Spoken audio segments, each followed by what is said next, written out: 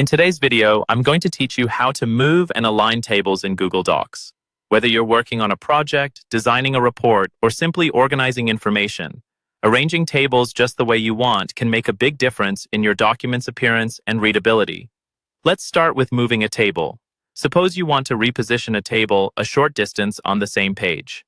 The easiest way to do this is by using the drag and drop method. Begin by hovering your cursor over the table until you see a small, dotted crosshair icon appear in one of the corners. Once this icon is visible, you can click and drag it to reposition the table to your desired location on the page. It's that simple. This technique is particularly useful for quick adjustments without any hassle. Now, let's move on to aligning a table within your document. Correctly aligning tables can significantly enhance the overall layout and can make your document look more professional. Begin by right-clicking anywhere inside the table and selecting Table Options from the menu that appears. This action will open a sidebar on the right side of your screen. In this sidebar, look for the Quick Layouts section. Clicking on Quick Layouts will give you a few alignment choices.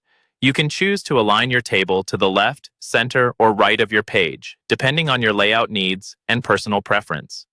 Selecting one of these options will immediately update the positioning of your table within the document. A couple of additional tips to keep in mind. When you move or align tables, always check to see if the text around them still looks good.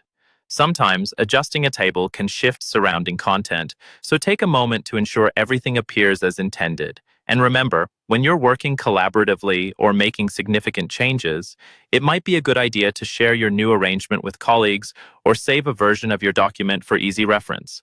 By mastering these straightforward techniques, you can better control the structure of your document, making it easier to communicate your ideas effectively.